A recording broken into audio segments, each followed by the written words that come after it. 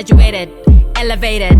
Now it's my time to shine, yeah, let's go. Major moves, power moves, take it to the top one time, non-stop.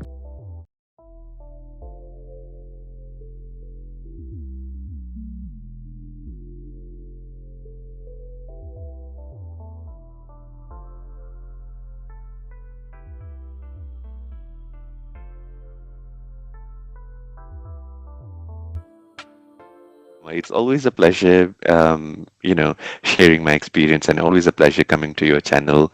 PhD Hard Talks has definitely been one of the things I've looked forward to, and I regularly follow it on Twitter and all the channels as well. Hi, everybody. I'm Prash, and I finished my PhD in linguistics 2 years ago. I now work for the University of New England as a graduate research academic.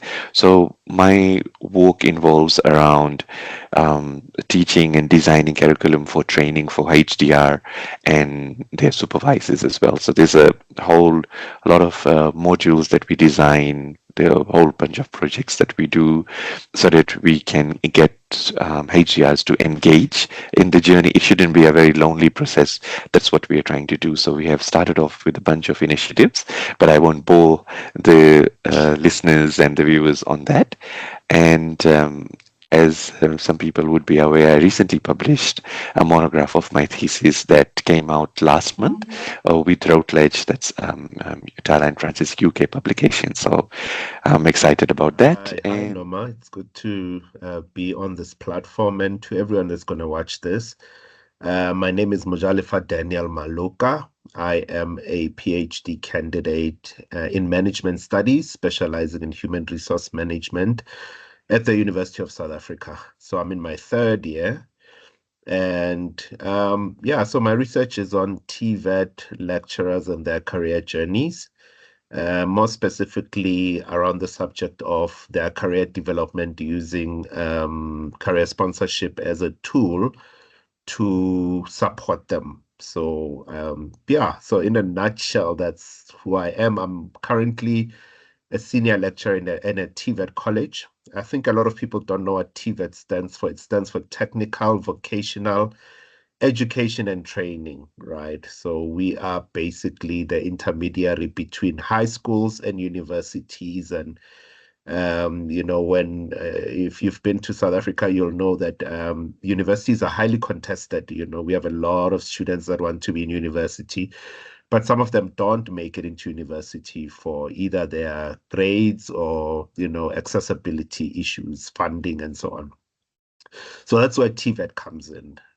So we bridge that gap and we teach students, technical skills and competences. So that's what got me into TVET research. This one is this advice that I'm going to give now is more for people who have just started their journey or are thinking about starting their journey. So you need to ensure that you read a couple of books that talk about the PhD journey before you actually start. The reason is these books kind of empower you and tell you the real picture. They tell you that this is what's going to happen, this is what it's going to be, and then get into it. Now, one of the books I read, and I shared this in a previous recording that we did, probably the first recording that we did.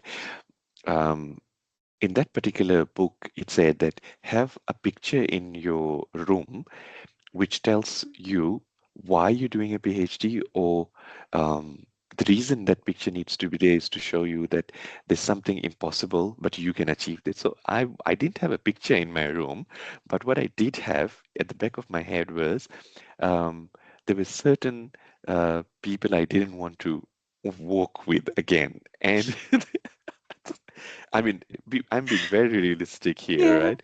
So recently was what is called a GNU, a Government of National Unity, which kind of mimics, it's not precisely, but what happened in 1994 when Nelson Mandela's government came in and still had President de Klerk there and some people that were from the previous government. So I think it's not a perfect scenario.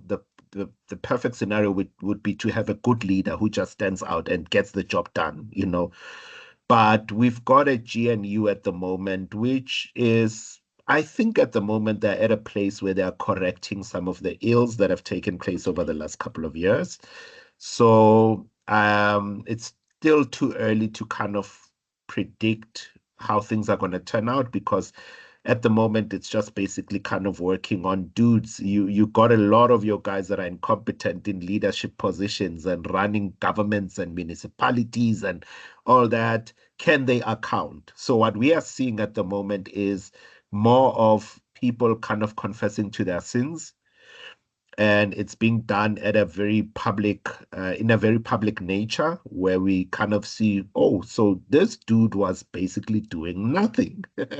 you know so if anything, it's embarrassing, and hopefully embarrassing enough to get somebody to say, let me step back.